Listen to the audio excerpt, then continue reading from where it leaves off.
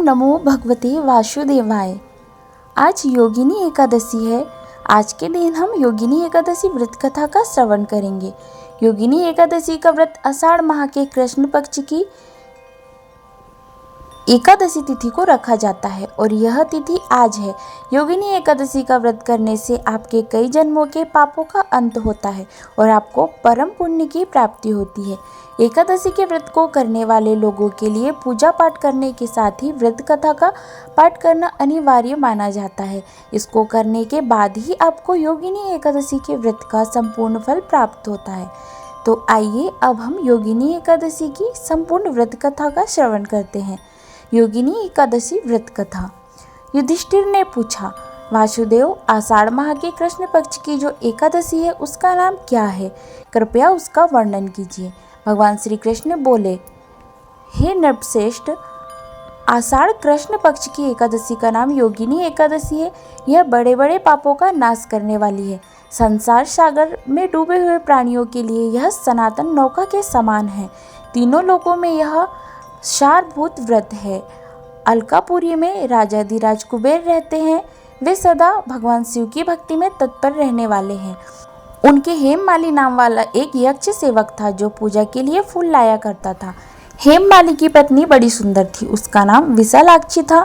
वह यक्ष काम पास में आबद्ध होकर सदा अपनी पत्नी के आसक्त रहता था। एक दिन की बात है, हेममाली मानसरोवर से फूल लाकर अपने घर में ही ठहर गया और पत्नी के प्रेम का रसास्वादन करने लगा। अतः कुबेर के भवन में ना जा सका। इधर कुबेर मंदिर में बैठकर शिव जी का पूजन कर रहे थे।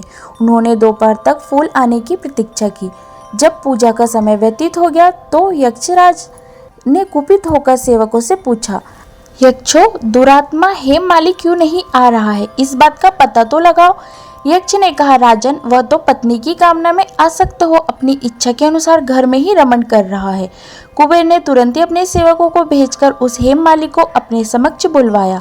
हेममाली भय से आकुल होकर तुरंत ही कुबेर महाराज के सामने उपस्थित हो गया। उसे देखकर कुबेर की आंखें क्रोध से लाल हो गई। वे बोले, ओ पापी, ओ दुष्ट, ओ दुराचारी, तूने भगवान की अवहेलना की है। अतः कोढ़ से युक्त और अपनी उस प्रियतमा से वियुक्त होकर इस स्थान से भ्रष्ट होकर अन्यत्र चला जा। कुबेर के ऐसा कहने पर वह उस स्थान से नीचे गिर गया। उस समय उसके हृदय में महान दुख हो रहा था। कोढ़ों से सारा शरीर पीड़ित था, परंतु शिव पूजा के प्रभाव से उसकी स्मरण शक्ति लुप्त नहीं होती थी। पातक से दबा होने पर भी वह अपने पूर्व कर्म को याद रखता था। तदंतर इधर उधर घूमता हुआ वह पर्वतों में श्रेष्ठ मेरुगिरी के शिखर पर गया। वहां उसे तपस्या के पुंज मुनिवर मार्कंडेय जी का दर्शन हुआ। पापकर्मी यक्ष ने दूर से ही मुनि के चरणों में प्रणाम किया। मुनिवर मार्कंडेय ने उसे भय से कांपते देखकर परोपकार की इच्छा से निकट बुलाकर कहा, तुझे कोढ़ के रोग ने कैसे दबा लिया? तू क्यों इतना अधिक निंदनीय जान पड़ता है? यक्ष बोला, मैं महाराज कुबेर का अनुचर हूँ। प्रतिदिन भगवान शिव की पूजा के लिए मानसरोवर से कमल पुष्प लाकर कुबेर के भवन में पहुंचाना मेरा कर्म था। लेकिन एक दिन पत्नी के साथ रमण करते हुए मुझे समय का ज्ञान न रहा और पुष्प ले जाने में विलंब हो गया। इससे कुबेर महाराज ने क्रोधित होकर श्राप दे दिया और मैं कोढ़ से पीड़ित पत्नी के वियोग में दुखी होकर दर दर भटक रहा हूँ। आज किसी पुण्य कर्म से मैं आज आपके समक्ष उपस्थित हुआ हूँ। ऋषियों का स्वभाव दयालु और परोपकार वाला होता है। सो हे महात्मन, आप ही मुझ अभागे को कर्तव्य का बोध कराते हुए पाप से मुक्ति का कोई उपाय बताएं। मार्कंडेय जी ने कहा, तुमने यह सच्ची बात कही है, असत्य भाषण नहीं किया है, इसलिए मैं तुम्हें कल्याणप्रद व्रत का उपदेश कराता हूँ।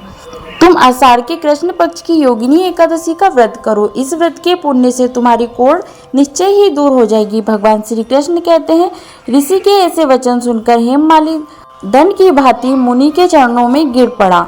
मुनि ने उसे उठाया, इससे उसको बड़ा हर्ष हुआ। मार्कंडेय जी के उपदेश से उसने योगिनी एकादशी का व्रत किया, जिससे उसके शरीर की कोढ़ दूर हो गई। मुनि के कथनानुसार उस उत्तम व्रत का अनुष्ठान करने पर वह हेममाली पूर्ण सुखी हो गया। नृपश्रेष्ठ, यह योगिनी का व्रत ऐसा ही बताया गया है, जो 88,000 ब्राह्मणों को भोजन कराता है, उसके समान ही फल उस मनुष्य को भी मिलता है जो योगिनी एकादशी का व्रत करता है। योगिनी महान पापों को शांत करने वाली और महान पुण्य फल देने वाली है। इसके पढ़ने और सुनने से मनुष्य सब पापों से मुक्त हो जाता है। हमें आशा है कि आपको यह कथा पसंद आई होगी। यदि आपको कथा पसंद आए तो लाइक कीजिएगा, शेयर कीजिएगा और हमारे चैनल को सब्सक्राइब कीजिएगा।